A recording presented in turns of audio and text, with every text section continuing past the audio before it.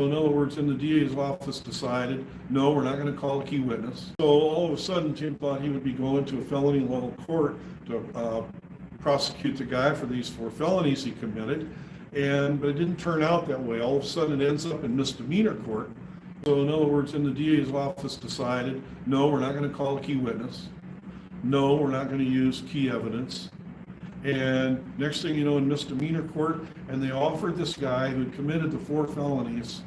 What deal did your attorney offer him if he wanted to plead? What was it? They ended up, so I said, what's going on? We need to call that witness, the sergeant. They said, no, they're not going to.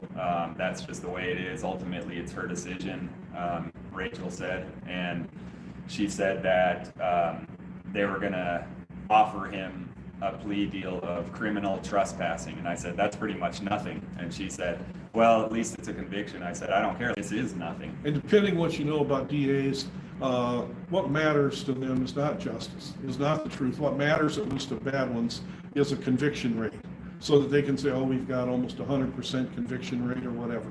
So yeah, they did get a conviction on the guy. He pled to the public trespass. They got a conviction by throwing out 4 felonies, including a life-threatening thing. The lewdness that I said, well, what about the lewdness? Why don't you charge him with that? She said, oh, he doesn't want to have to register as a sex offender. Yeah, he didn't think he wanted to do that, so DA said, well, that's okay, we just won't charge for that.